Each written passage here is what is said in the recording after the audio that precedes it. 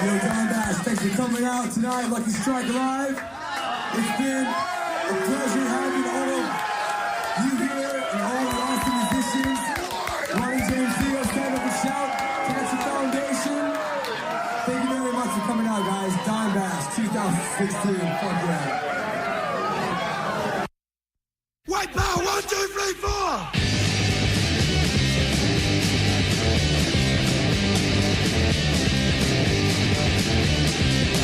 My country going down the drain.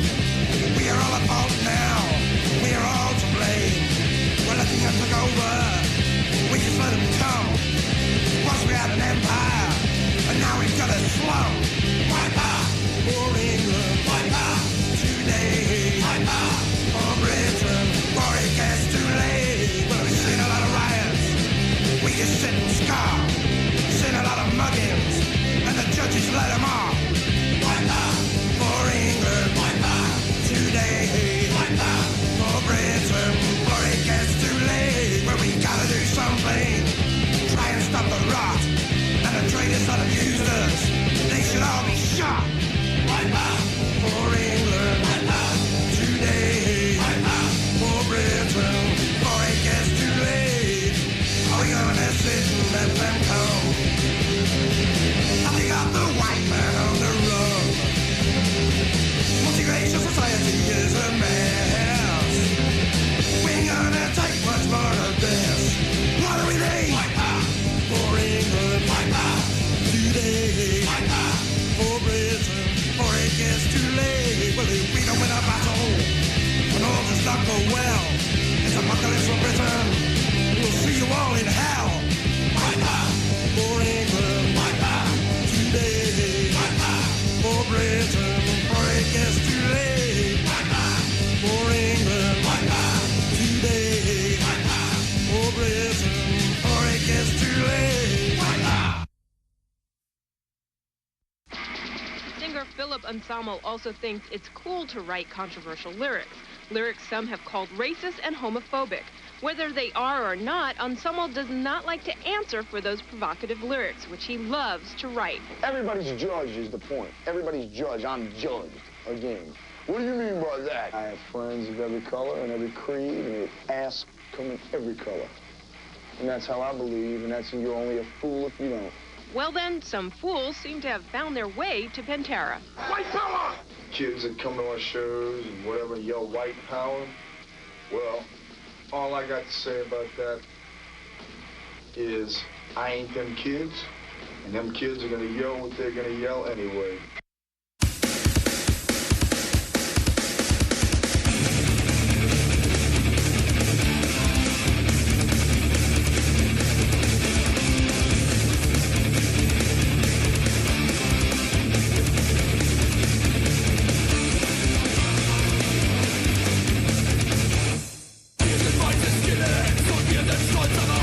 Verfolgung, Hände über Überwachung, neben dir die Show. Unser Feind will, das ist klar, das brauche ich.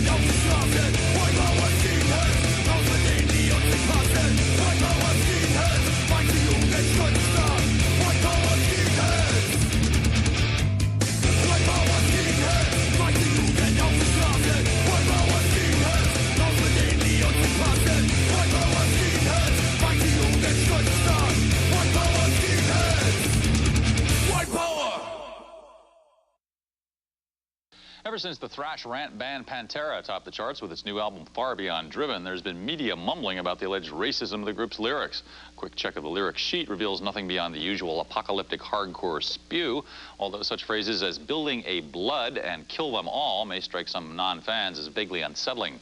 We spoke to Pantera about all this recently, and in our interview with frontman Phil Anselmo, you'll notice he's wearing a T-shirt bearing the Triskelion, a circle of 3 interlocked sevens that's well known as a white supremacist symbol in South Africa. Here's the story.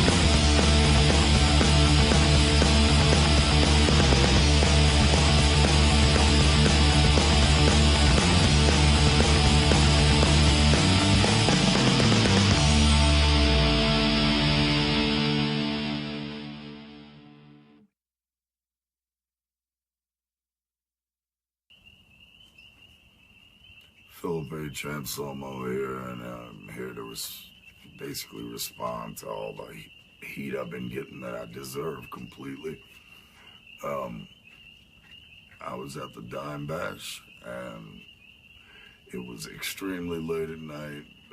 There was heavy-duty talk between myself and those who love Dime, and heavy emotions were flowing. Jokes were made backstage that transpired upon the stage, and it was ugly.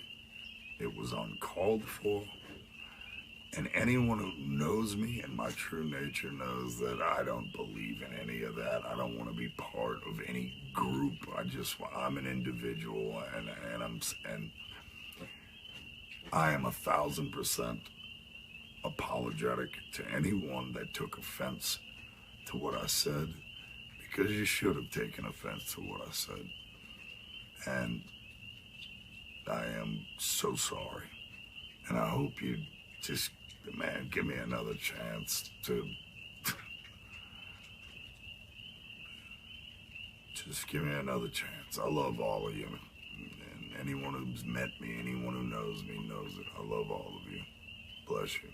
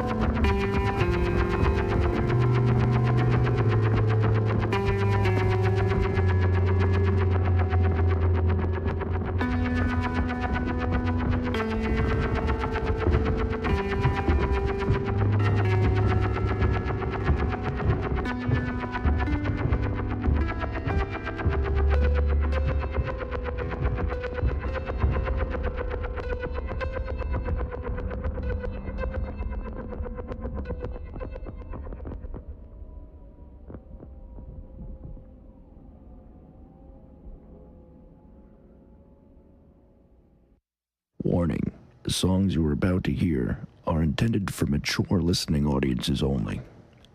If you have a weak mind or heart and don't like words like shit, fuck, or cunt, then please refrain from listening any further. It's time for some real music. It's showtime! We have seen imitators. We've also seen duplicators. But now, it's time for the originators. Los Angeles and the rest of the world. Poor Phil Ensemble. How does he sleep at night? He's been betrayed. Probably sleeps pretty good, Jimmy Carbs. Been betrayed. All right, let's get back to this. Many have tried to imitate. Many have tried to duplicate, but there's only one true, real, subversive underground show. You're listening to the very Manic Jimmy Cabs Show. I am your host, Jimmy Cabs, along with, let's welcome back, Los Johnny. How are you? Thank you for sitting in. It's always nice to come back and hear Screwdriver played anywhere outside of my truck because I am a fan. I've been a fan for a very long time. And we have a very interesting playlist. But let's get into why. Yeah, let's get into this. There was a big controversy. First of all, Chester, how are you doing over there? Good, man. How's it going? Good. Did you enjoy that nice little there was a nice little run of some white supremacy songs you got going. Did it remind you of Western Pennsylvania? Yeah, were you over there? Northeast PA, yeah. It brought me right back home. Were you over there Sieg Heiling? Yeah. This is interesting. All over the media the last couple of days, it's been reported that Phil Ensemble apologized for his Nazi salute and white power remark that he made last week. I'm so sorry, Jimmy Carbs. I'm so sorry. And, it's interesting because, as most of you know, I have a very different opinion on this. This is my opinion on this, Lost Johnny, and I want you to chime in here. Obviously, in this country that was founded on genocide and fucking genocide, mass discrimination. Yep. I find it interesting that, number one, there is such an uproar. And let me get this straight. I'm not defending Phil Ensemble or his actions. I think he was a fucking idiot for doing it. He's been doing stupid shit for fucking... Yeah, that's the thing that people tend to forget. Over 2 decades. Yeah, he's not a stranger to doing stuff like this. Yeah, but listen, let me just say something. You go around kissing some guy's ass for over fucking 2 decades, okay? And you kind of build a subconscious with these type of people where they think they can do whatever the fuck they want.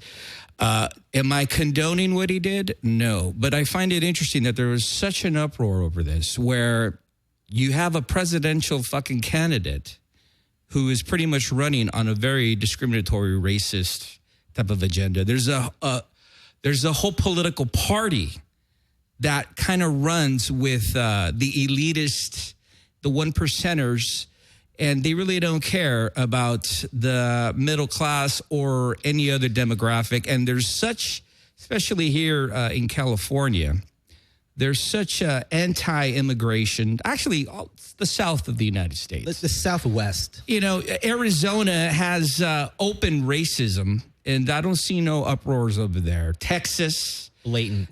Florida.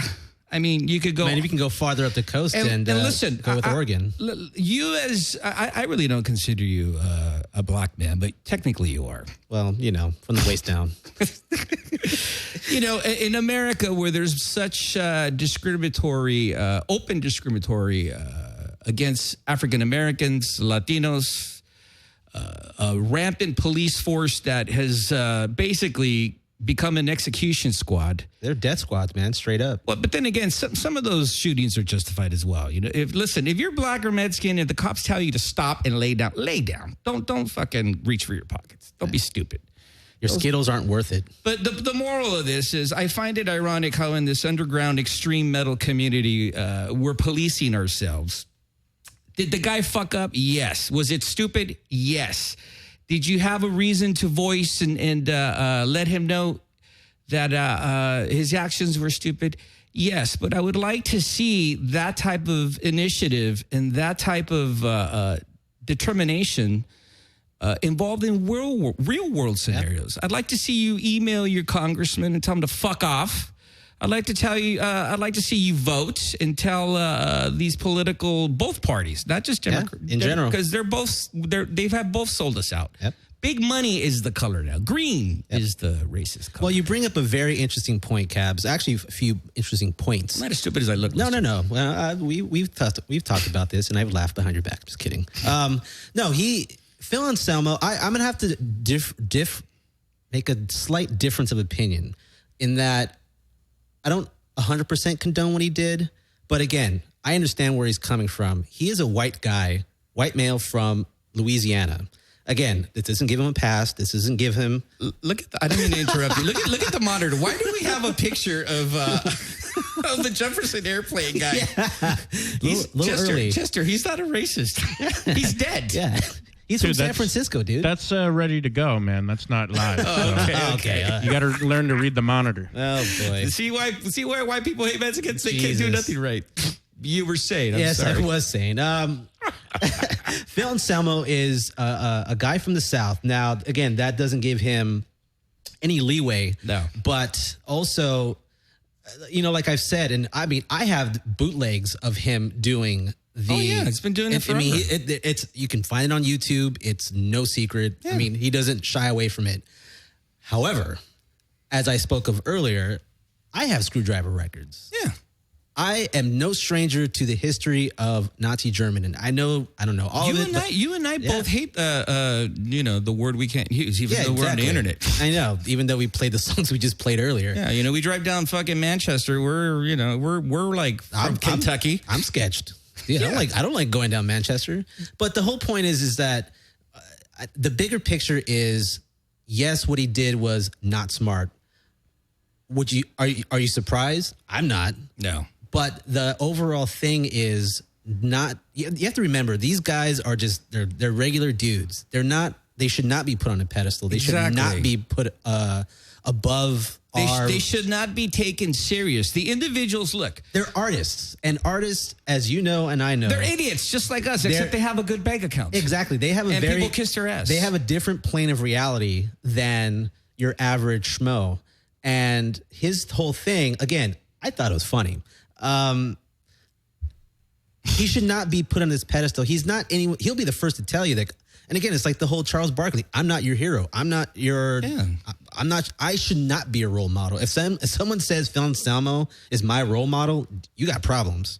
Well, listen. This is my problem with all this. And again, I know I'm going to be misunderstood, and I really don't care.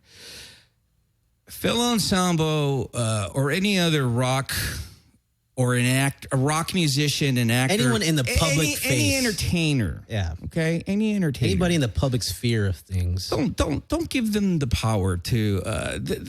They're idiots. Okay, now I've met Phil Anselmo. I've had interviews with him. He's a nice guy. He's not a racist, and if he is, he didn't show it to me. Be that as it may, was it stupid for him to say that? Absolutely. Was it a dumb move? Yeah. But then Rob Flynn from Machine Head comes along. God. Now, Chester, do we have the image of Rob Flynn with Exodus? Can we put that on? Look at that. Oh, hey. Look at that. That was a couple of decades ago. Hey, look at him. Who is that to the left? Look at that. That looks a lot like Jeff Hanneman. And I believe, I didn't even watch all of that video. That all of a sudden this guy is this fucking moral fucking rock star who's going to correct everything. Bay Area I guys. believe he mentioned, I think one of the quotes was, what if Lars from Metallica was to do a Nazi salute? Well, guess what? Chester, you want to put up that Metallica picture? Check this out. Look at that. Oh, look at that. Not only is that Lars doing it, that's James Hetfield with the finger across his upper lip. Yeah. So in the mock Hitler mustache. Here's the deal. The real Nazis, and I'm not talking about fucking the secret organization from the Nazi party in the 40s. No SS. I'm talking about the real Nazis, the ones that worship money. the ones that make these laws here in this country where every day you're losing your civil liberties. I'm talking about the ones that are making these multi-billion-dollar deals to make massive profits, which are shipping jobs outside of the United States to Mexico, to China, right? Those are the real everywhere Nazis. but here. Yeah, why don't you write a letter or an email or make a phone call just like you did? Or more importantly, don't buy their shit. Yeah, why don't you have that same uproar with these politicians or corporations that are really bringing down this country with the same energy as you did with the Phil Ensemble? There's a good point to that in the sense that I think what the Phil Ensemble thing is, it's an easy thing because again, you and I, everyone in this room is so connected to the art. And again, this is kind of a heavy thing where, yeah, you have to separate the art from the artist. I know that is more easier said than done, but you have to. I mean, dude, we can go on and on and on. Yeah. I mean, Lou Reed, piece of shit guy. John Lennon, another piece of shit. I mean, now we're finding this stuff out. They're all dicks. We're dicks. I met Phil Anselmo. It was at the Typo Negative show many years ago, and nothing but cool. He was so cool to me. He even bro hugged me. He's like, "Hey, brother, I love you, man." He did that, and I just wanted to shake his hand. He went out of his way to be cool to me. Here's the deal: the guy apologized. Get over it. Write, email, call. Go into action, man. Yeah, fuck. Call your congressman, your fucking, your mayor, your senators, your alderman. Yeah, get on that. Hey, the year of the Reaper, 2016. By the way, I'm not putting Phil Ensemble on that list. No. Maybe Rob Flynn, but this is interesting. Chester, can you play that song that has traumatized me for fucking 4 decades? You hear that right there? No. There you go. You hear that? Oh. For 4 decades, I've had this song and many others fucking force-fed into my subconscious. Okay, I was venting about the Eagles and the demise of their fucking tyranny. God. Okay, I was venting with Scott from Scriptic Slaughter a couple weeks ago. Now, Jefferson Airplane is done. Over. Paul Kantner and I believe, what's this? Signe Anderson. She was the original singer. Dead, gone. And good riddance. I don't celebrate the death of anyone's anything, but God damn it, I'm so glad these hippies are finally fucking I'm glad. dying. Please, I'm just going to say this again. I said this last week, and I know people think that this is a shtick. It's not a shtick. Please, Crosby, Stills, and Nash, give them... Please, fucking inflict them with some instant death. I'm glad this year has had a lot of disappointments. But at the same time, a lot of highs, man. So a lot of highs and lows. We've joked about this prior. So who do you think is next? I have an idea. I made my list last week. All right. Well, I'm going to throw in my 2 cents. Okay. You're not going to be like Scott from Cryptic Slaughter, right? No. He's quoting fucking TMZ type artists. Oh, dude.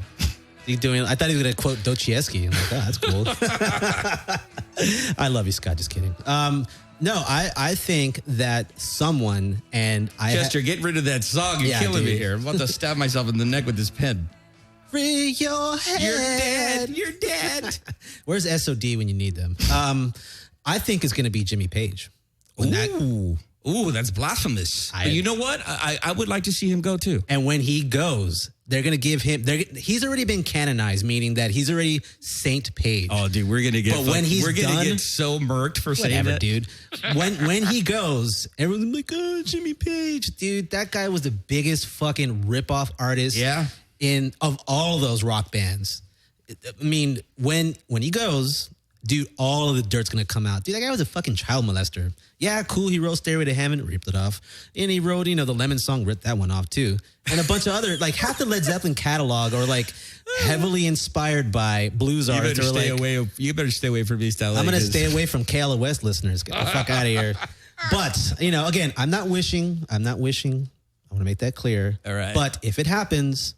Oh, man. I would welcome it. I'm a Led Zeppelin fan, but again, much like a lot of this institutionalized mental slavery that's been inflicted upon us, I would like to be free of a lot of this classic rock tyranny. Dude, if any more of these guys fucking dust off that Les Paul and let's get your old band together and charge fucking $300 for the privilege, fuck that and fuck you. I got to tell you, I would like to dig up fucking Jim Morrison and fucking piss all over those fucking ashes and bury him again. Hey, this is interesting.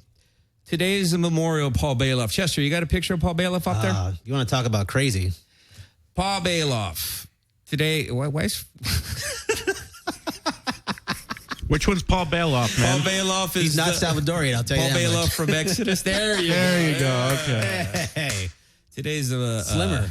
He's a slimmer. Paul Bailoff. Today's the anniversary of his death. A couple of days ago, Jeff Hanneman was his birthday. Do we have a shot of Jeff Hanneman there? Look at that. Jeff Hanneman. Not doing a Nazi salute? There we go. Yeah, he's talking... Jeff Hanneman was... always talking shit about Nazism. No one fucking gave a fuck about that. Anyone knows who's seen them that he's had several of his guitars. One of them in particular has the SS bolt along the fretboard. I didn't see no campaign about that. No one gave a fuck. Right. He's got a guitar with all these top Nazi officials like Heinrich Himmler and Friedrich, a bunch of other guys were like, these are the guys who designed and followed through with the fucking Holocaust. Yeah. And it's on his guitar. Like, fucking look at me. By the way, dude. I honestly do believe that it should have been Kerry. Kerry King should have won. Oh, man. All right, this is interesting. You know I have a love-hate relationship with Central Americans, Los Johnny. I was just there. I know. I made it back. I was bitten alive, but, Do you have a case of yeast infection or chlamydia? No, I kept it in my pants. Okay. It's kind of sketchy down there. I was in Belize, so it's kind of a weird in-between. That's pretty sexy in Belize. I've never been there. I've heard it's nice there. It's very nice. But if you go anywhere south, which would be Costa Rica, and if you go anywhere, west, you're in Guatemala. Shit gets really sketchy. Well, that's funny that you mentioned Guatemala. Here in Los Angeles, there are a lot of diehard underground subculture documentarians. Sure. I guess you could say we're part of that, or it was alleged that I'm no longer that. Guatemalan Frank, are you on the line there? Frankie. Do we have Guatemalan Frank on the line? Frank? Hello. ¿Qué dice? Yeah, I guess we lost him. He's on the line, but not on his phone or something. Okay, it's typical. Here's the deal. Guatemalan Frank's a photographer here in Los Angeles, and I got a message from him saying that I've been irresponsibly not attending shows, showing my support for underground extreme bands, being pretty much like a sellout. Sellout? Not covering the real underground events, not mentioning them. So I wanted to get him on the line. Are you on the line, Frank? Okay, well, now you know why Trump doesn't the funny thing about what he's accusing you of, and again, if anything, I'm guilty of that. I just love that photo of a bow. I know, it's so funny. Like, oh, man, that's a good college graduate or, somewhere. Yeah, what's interesting is I really wanted to get my commentary. I wanted to give him the opportunity to, Well, I mean, I'm saying this as the third point of view in that, Counselor, there's no doubt of your commitment to this scene here for almost as long as I've been alive. You've been doing this shit. You've been doing this shit since literally as far back as I can remember. Full time since I became immature and irresponsible. I mean, there's the one last thing. 5 years. And it's one thing to say. I mean, not everyone can go to every single show. I don't want to go to every single show. I got burned down to that shit. So for someone. Again, I'm curious to hear Frank's side of the story, but to accuse... Do we have Frank on the line? Yeah, is he on the there? line? I mean, I can keep talking, but still. I just sent him a text message to answer his phone because he's connected. He's on the line. He's probably eating but away from his phone. I think he's eating a pupusa. Oh man! Even though that's again, Salvador. my point is again, I really cannot think of many other people besides you that have dedicated their lives. I mean, I started a band. I put my 2 cents there, but you have put on shows, been to the shows, gone out of your way to promote these. I mean, we're doing this right here. Well, I can't really think of anything else that. This is interesting. Aside from blowing somebody. I have gotten a lot of resentment from bands because apparently I'm obligated to promote every band in Los Angeles and abroad. And my mentality is my show, I promote the bands or that I'm interested in or that I deem worthy. Yep. Okay. And the reason, I know that sounds kind of fucked up, but it is. Here's the deal. When I bring my guests, these are musicians and bands that I'm interested in. So I've been noticing that I've been building a lot of resentment with certain bands that they feel that I've slighted or what have you. Frank, are you on the line? Are you guys done predicting who's going to die this year and shit? Well, here's the deal. We were talking about how you felt that I haven't been reporting or supporting or endorsing underground bands, certain underground bands or a certain scene. Is that correct? Oh, you're cutting to the chase. How are you doing, Jimmy? Good, bro. Good to hear from you, by the way. Thank you for being on the Very Manic Jimmy Cab Show. So talk to me. What was it or what is it that I haven't been doing that you feel that I've been neglecting? I think you've been unaware of the current wave of the movement that, what is called the scene or whatever the fuck you want to call it these days. Mm-hmm. And I don't think it's been because of lack of information, just, practically living on social media these days is the norm, I guess, for some people. So would you say that? Yeah, do you know where I'm going with this? Yeah. Would it be safe to say that you feel that I've become elitist or I only cater to a certain genre that is... I'm curious about this. No, I think it's become to a point where I guess going to certain spots that are not established or have a city permit or in some ways there's some kind of... I know where we're going now. Activity where I think certain people, and I believe you included, it seems like it's beneath you to kind of attend these things and kind of take a chance of going, especially if you're not in the loop of actually who's playing. Do you know where I'm going? Yeah. You know what? First of all, let me thank you for giving me this commentary in your opinion. I'm being dead serious, by the way. And this is why. I hope so. Yeah, and this is why I wanted to address this. Number one, I'll be real honest with you. I hate going out. Especially now that I've been getting laid, I hate dealing with fucking... Dude, you're a pot-smoking fornicator. In your case, I got to consider your shitty health as well. Yeah. No, seriously. And then here's another deal. But you're absolutely right. And lost Johnny before you, because I can see your veins popping. I know. He does have a point. He does. There is always going to be a subculture under the subculture. That's why this underground scene always thrives and always stays fresh and always stays dangerous. If I was to get on a soapbox and say, hey, I represent the underground scene and then neglect this thriving scene, then I think you would have a point. One of the things that's interesting, though, is, believe it or not, there are many underground genres that I'm finding myself that I'm not aware of. And part of it is because of ignorance, and part of it is because, I'll be honest with you, Frank, I commend you for the dedication that you have with this underground scene. This guy goes where, like, kids are jumping on his back. Oh, no, I've seen those shows where Frank is basically the platform. I can't hang that. Well, I mean, here's my 2 cents about that. I mean, I get. Can I let Jimmy finish his point first before you interject, sir? I already unsheathed. This is one of the things, though, that I want to make clear.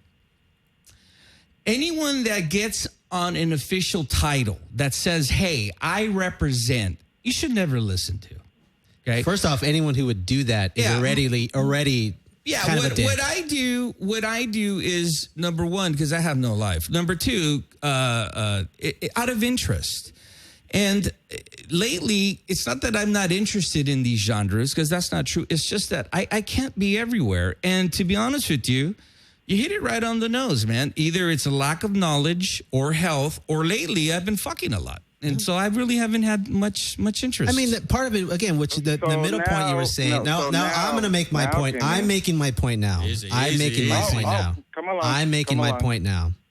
We should have had Frank here live. I know, that would have been funnier. But my Yeah, I point wanna punch is, both of you by there's now. only so many hours in the day, first off. Right. Plus, there are so many fucking bands here. That's just here in L.A. Yeah.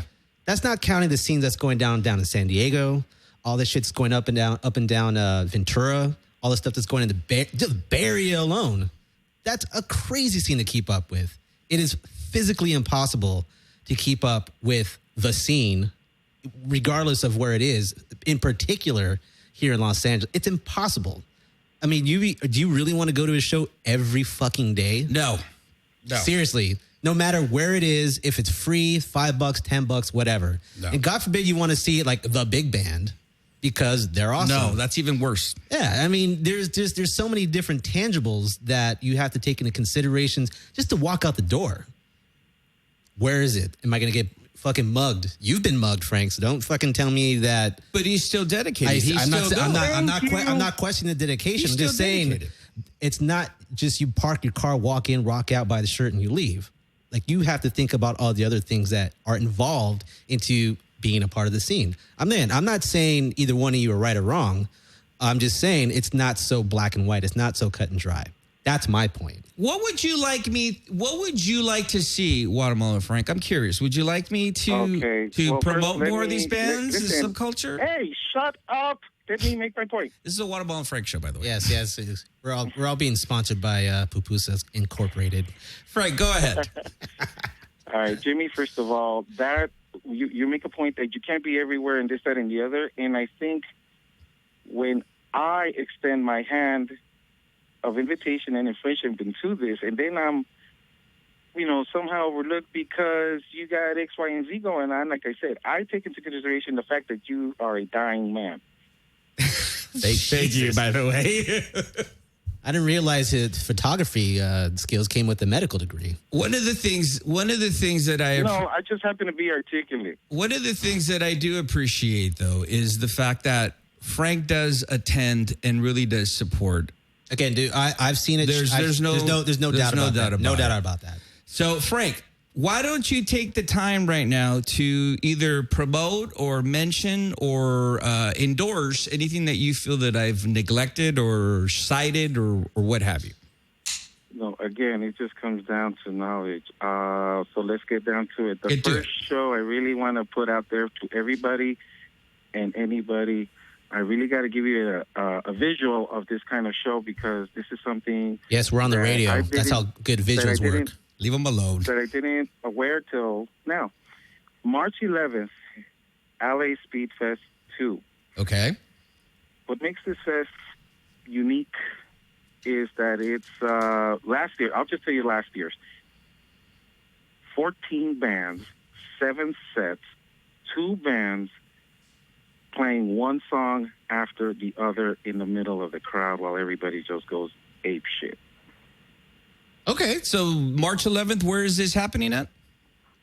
This was at the Betty's Tire Shop in South LA. Oh, you know what? Let me mention about this place. Have you been to this place? I have been there. Excellent place. Pretty cool. I'm actually, that's funny that you mentioned this location. I'm actually going to have them on the show because I really like what's going on there, even though I've only been there twice.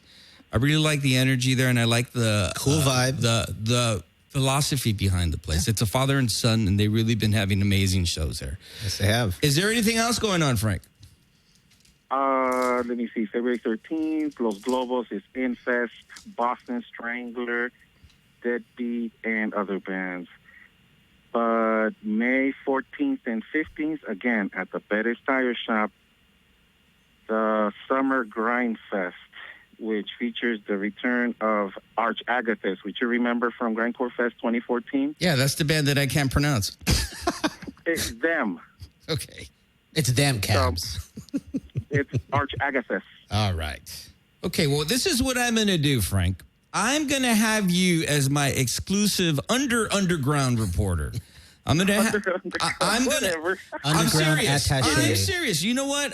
You have a value. You know, first of all, watermelons are very opinionated, and so I'm going to designate you the Jimmy Cabs reporter of the underground. I'm going to reach out to you once in a while. You can keep the label. Just call me Frank. I'm going to reach out to you, and I'm going to, because I've been doing a lot of funking, and as you mentioned, before I croak, I can't be everywhere. I'm going to reach out to you, and once in a while, you're going to give us a report of what I've been missing. And plus, you have to remember that Cabs here has been smoking cannabis, so you tend to forget these things. Don't get me started with that. Finally.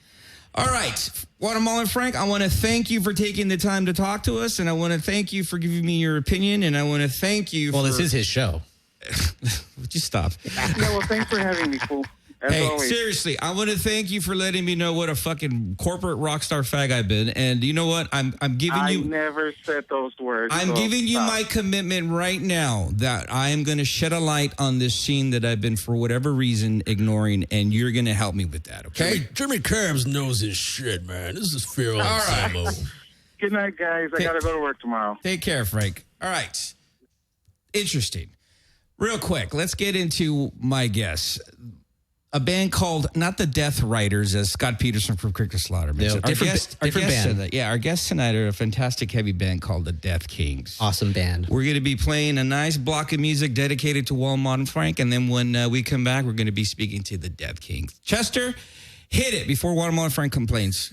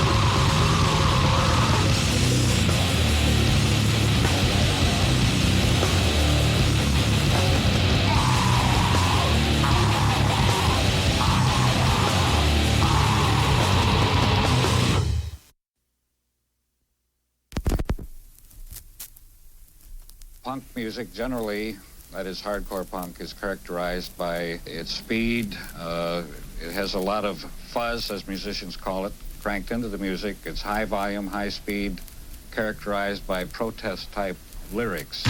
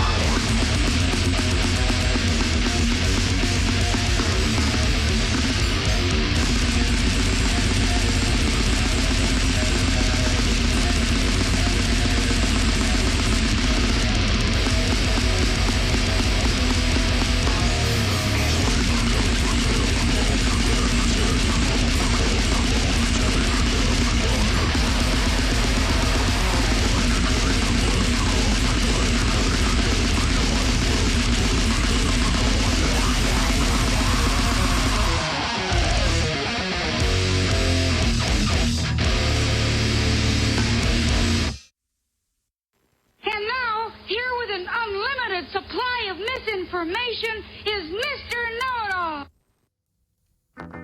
All right. There you go. There's a power violence grindcore block dedicated to our new, very manic and very opinionated Guatemalan Frank. Lost Johnny, what did we hear? We heard, as dictated by Guatemalan Frank. I'm going to start from the top, man. Oh, boy. Let's go for it. Let's dedicate that white power segment to him, too. All right. In case you didn't have a ear between your ears, we heard the song "White Power" by the band Screwdriver from their record of the same name. Again, one of my favorites. Actually, "White Power" was on the Voice of Britain record as opposed to the White Power record. Just so you know. Again, I have both. By the way, a black man knows that. That's amazing. Yeah, well, I like all music, man. That's right. It's music. It's just music. It's very catchy music. After that, we heard White Power Skinheads from the band Spirit of 88 from the record of the same name. After that, we heard the song Diversity from the band Kill Baby Kill from the record Give It Back Again. After that, we heard the one and only Philip H. Anselmo and the Illegals, the song Betrayed from, I like this record a lot. I still bump it. Walk Through Exits Only.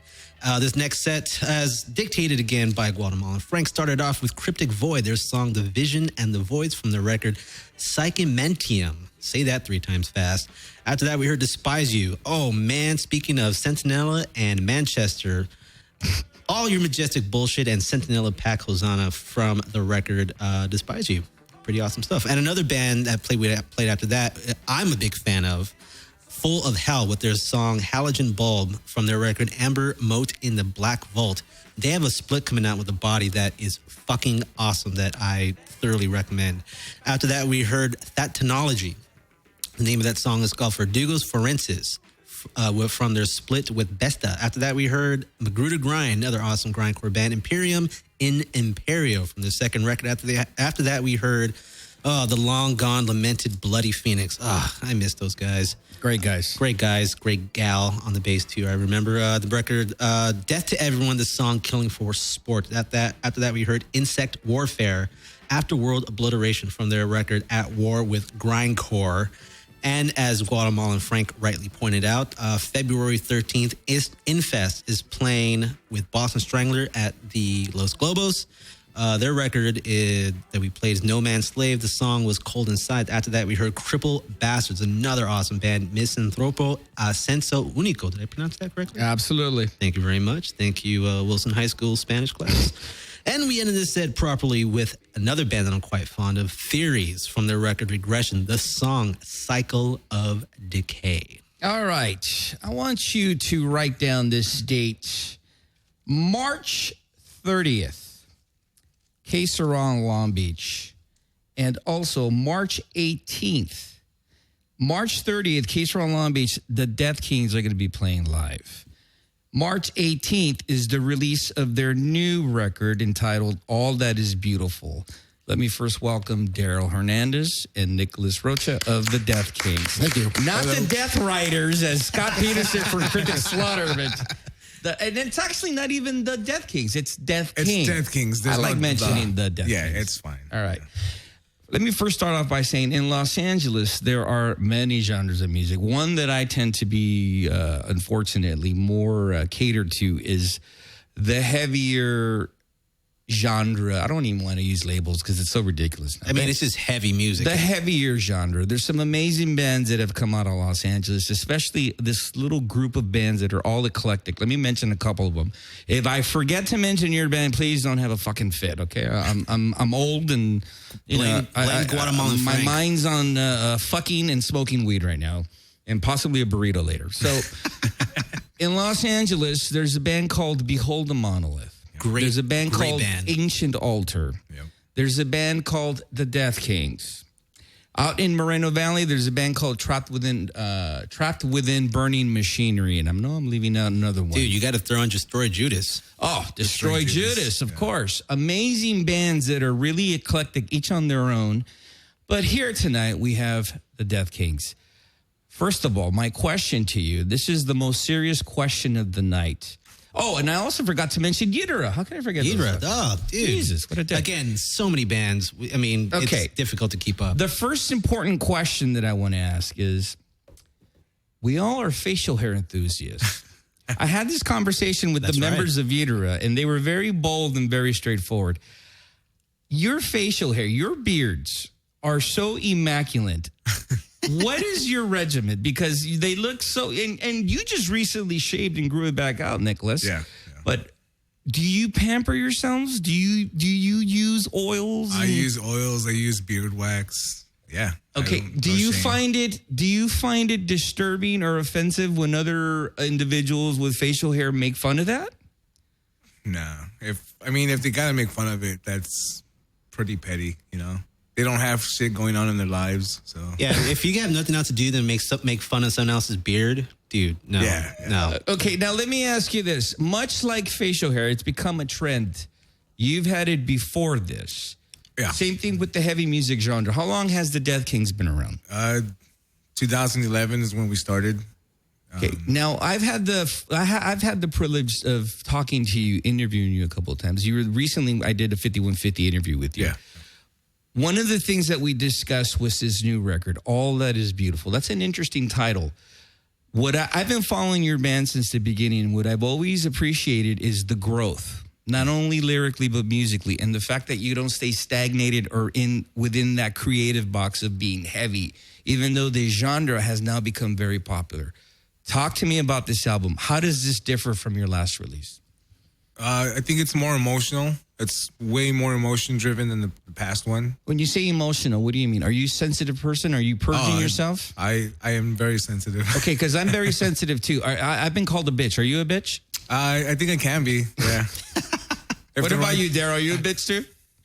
I have my tendencies. Okay, so when you say emotional, be more descriptive. I think we all hold on to stuff that hits us pretty hard, pretty deeply in our lives. And this album is sort of a reflection on that. Since I write the lyrics, you know, I'm more in touch with what we're yelling about or whatever. But yeah, it's just more stuff that I held in that now I get a place to say it to people. And maybe somebody can relate, and maybe they can't, but they'll know at least that, hey, this guy had probably a tough time back then, you know. Do you find it very therapeutic for you to release this emotion into your music? Yeah. For me, yeah. It's actually, that's what it is. It's therapy. When you say that this is an emotional record, do you refer to it as far as musically as well? Are you experimenting in a different direction than your prior releases? I think so. We didn't want to do Destroyer Part 2, you know, because it's not fun to just keep doing the same thing you're doing. Don't you hate bands that keep doing that? I absolutely hate it. Would you agree that in Los Angeles, there's especially with the rise, and Johnny, you go out and see music as much as I do.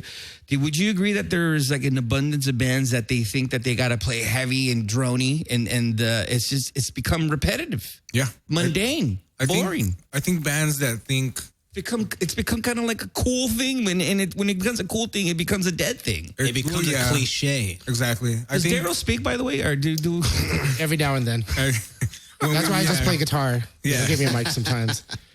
You know, I think sometimes people just rely on trying to be the band that's more than, like the heavier band. We do this, we do that more and more, and instead of taking stock into the fact that if you switch around heavy with the word like intensity, which is what we talked about when we started this band. Right. It was about intensity.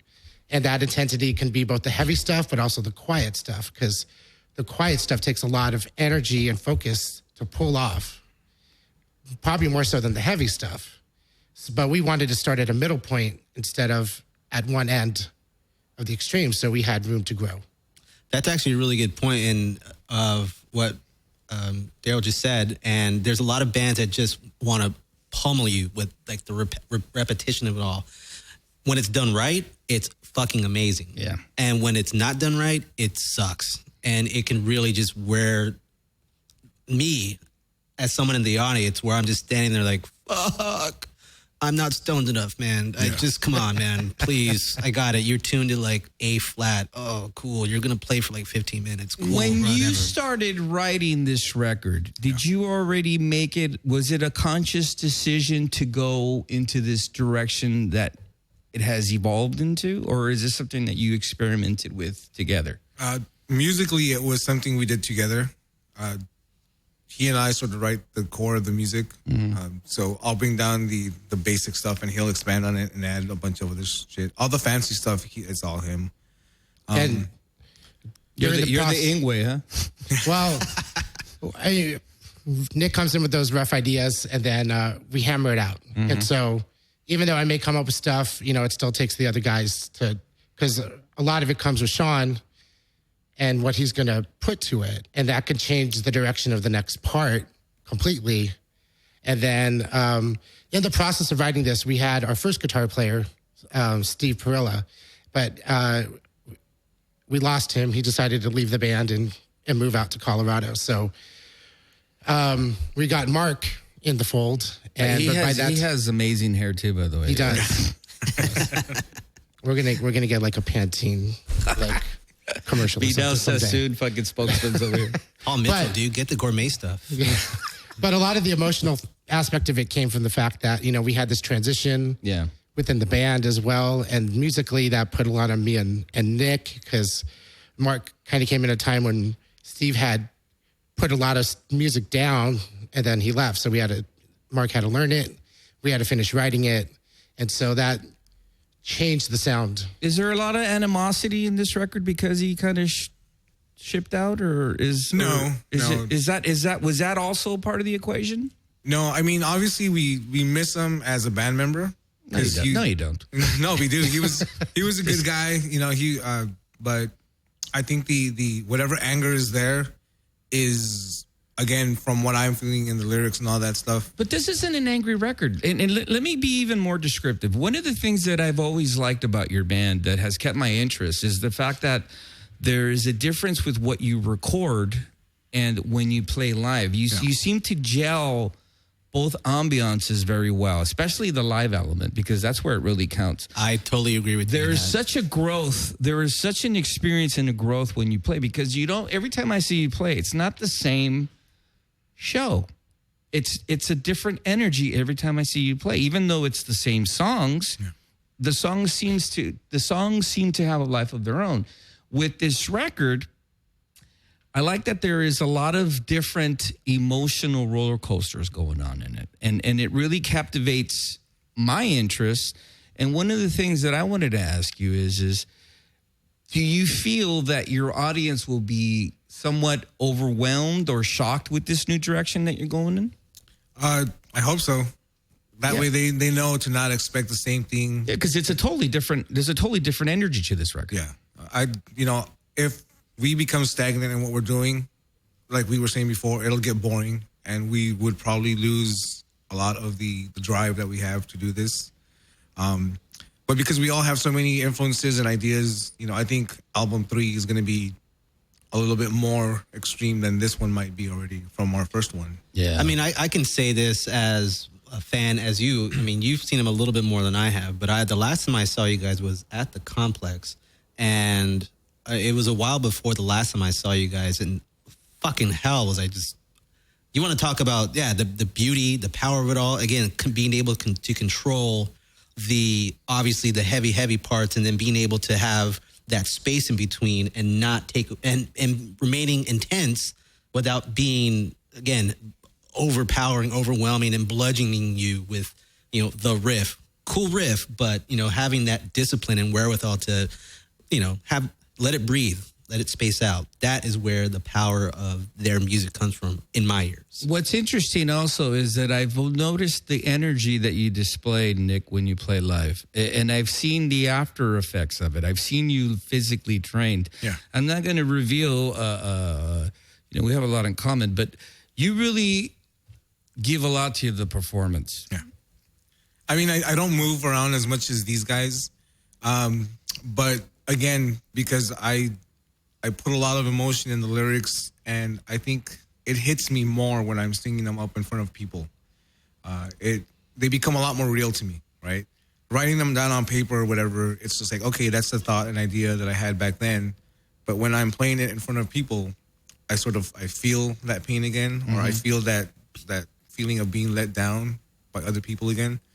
So yeah, it's a lot of emotion that takes its toll. How do you transfer that emotion into the sterile environment of a studio? Because you capture on this record, you capture that energy very well. I'm learning. It's still a process for me. So sometimes, even on the new record, I wasn't able to really finish what I wanted to accomplish as far as vocals. Really? Yeah. I mean, the guy that we recorded with, Derek Donnelly, he amazing because he pretty much gave us full reign as far as what we wanted to do. But after hearing everything back, of course, we're going to be our worst critics and say, hey, I could have done that better. But I go back and I listen and I say, well, I could have added this because it would have augmented that certain emotion in that part a little bit more. So I think on the next one, I'll do hopefully a better job. You know, just hearing the stuff and having seen Death Kings live more than a few times, it really reminds me, Counselor, correct me if I'm wrong, it very much reminds me of a Swans vibe. Yeah. I mean, that's a good comparison.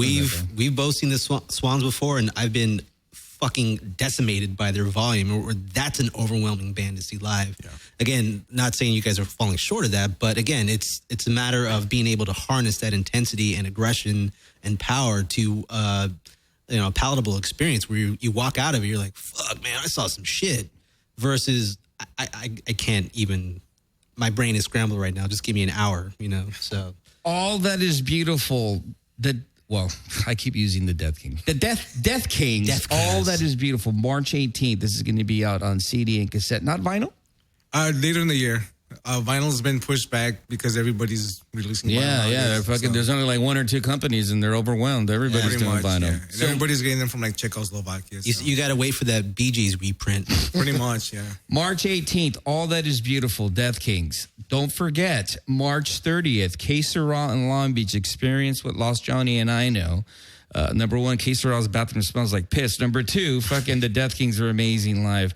Let's listen to prior Death Kings. This is off Destroyer. Chester, take it away.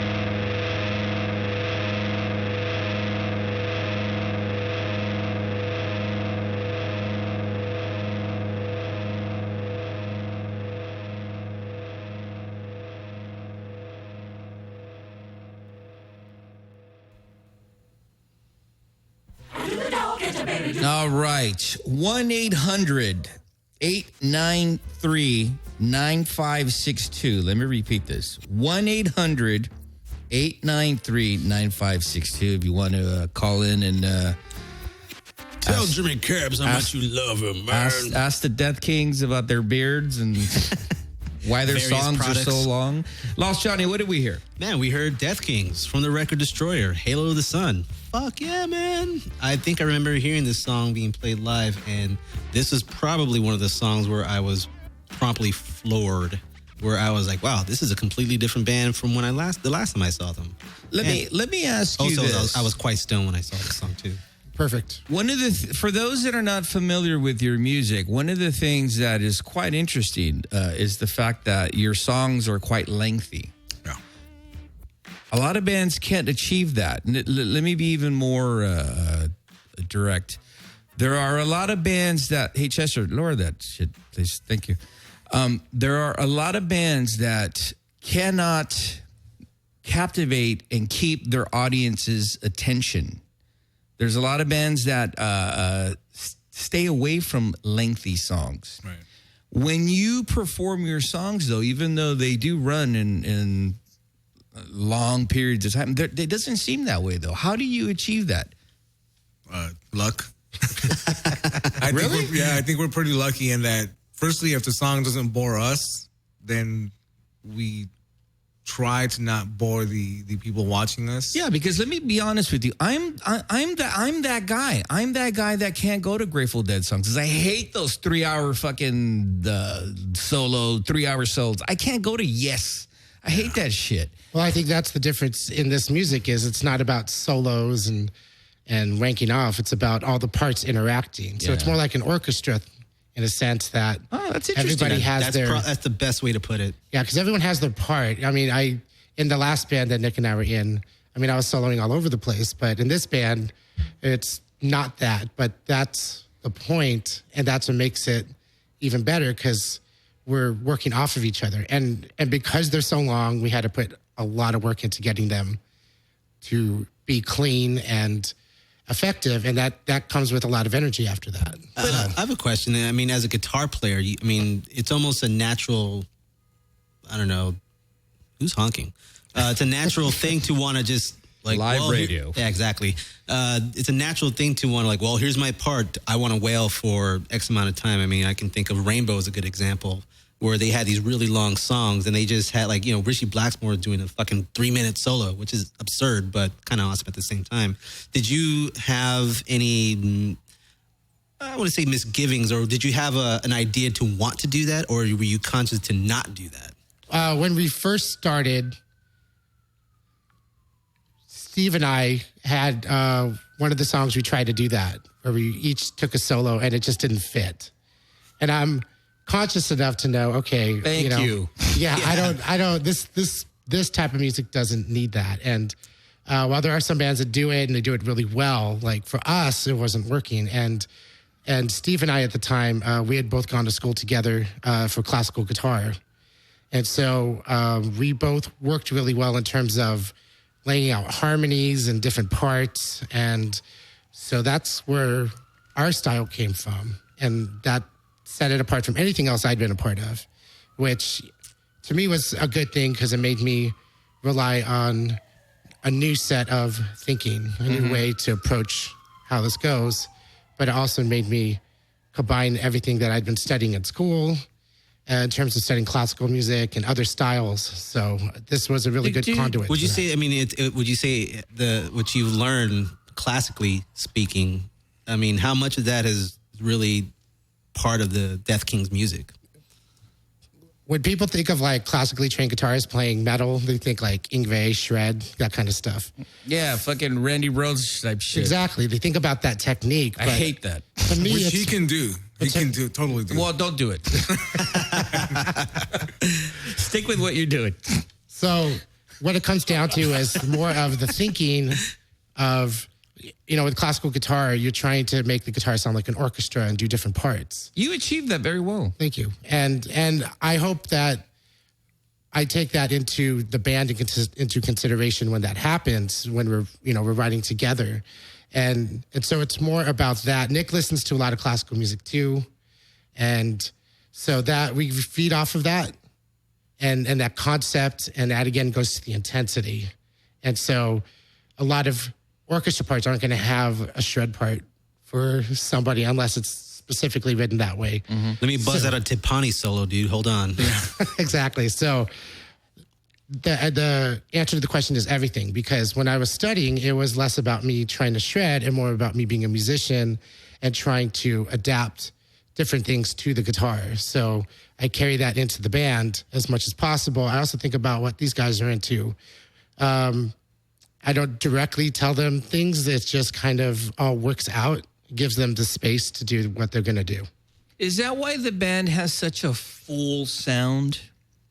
I would hope so. Again, it's a lot of that just sort of plays out on its own. We don't organically. Huh? Yeah, Yes. we don't try to like dictate like this is how big you're gonna sound and this, you know. We obviously we have our volumes and all that stuff, but we take the time to make sure that we're not stepping on one another, right?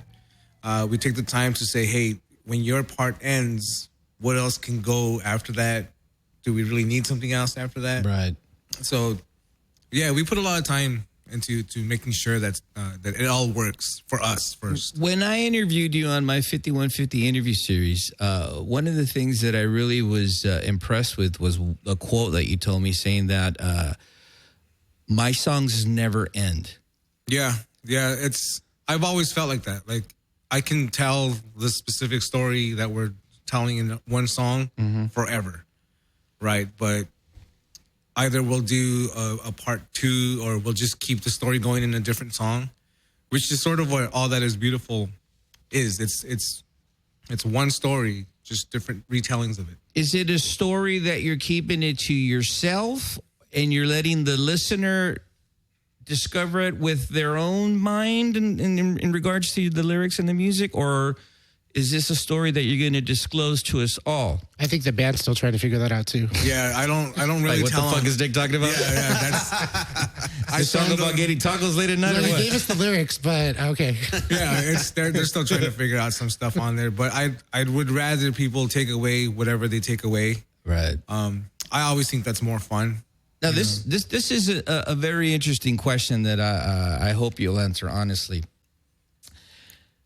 Do you find that the audience that you're playing to, because I've seen you play numerous times, and as I mentioned before, you do captivate the audience. They're attentive. But do you find that there's a percentage of the audience that they don't get what the fuck you're doing? They're just tripping the fuck out? Probably.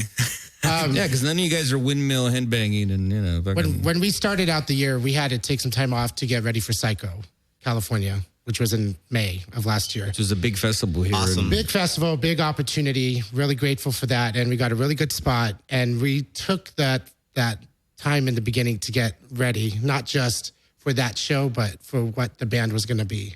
Really focus on that. And I did notice there was a difference in the level of attention that we got that day. Were you getting the texting? From what I saw up front, because I'm pretty much blind too without my glasses, I didn't see that. I saw a lot of people getting really into it, and people were captivated. So that was great. Good. And then go to November when we opened for Yob, and we get to the That was an amazing show, by the way. Thank you. We appreciate that. Totally. I was there. And Sick. when we got to the clean part of Destroyer, the anomaly was everyone was looking at us and nobody was looking at their phone. And we can verify that with people in the audience that told us the exact same thing. So for LA to do that, for us, that was like a big deal. And we were really happy that we could, get their attention that way. Yeah. So, yeah, I was there, and I that was a sight to see because it's not easy to captivate. It is not easy. It's not easy to captivate an audience. One in general, and in particular here, right in 2016. So now this is interesting here. Let me mention this again. All That Is Beautiful, March 18th. That's going to be released on Midnight Collective and your own label. Yeah, we're starting our own imprint. This one's going to be on Midnight Collective with the other part of it being Totem House Recordings. Okay. Just mainly to release all of our own music. Daryl and I both have, side projects that we want to put out as well. And rather than bug Ryan, who's been very generous with us. Yeah, you're referring to Ryan Avery of Manic Collective. Yeah, Ryan Avery. An amazing local mogul here, underground mogul. I'm surprised Guatemalan Frank hasn't complained about him. Don't get me started. Yeah, but rather than bug him to like put out all of our stuff, we figured, this is the way that we can release all of our material. And have control over it. Yeah. We have different, he has a project called After Darkness, which he's starting up. And I have my own stuff going on. And I know Sean, our drummer, and Mark have their own projects that they want to start up. So this is a way for the band to do it ourselves, right? So that's going to be coming up later on. You're going to be going on tour. Yes. A couple of dates. Talk to me about that. Have you guys been on tour before? We have short tours up the coast pretty much. Okay. We've gone up as far as Washington. Love the Pacific Northwest. It's always been super, super nice to us.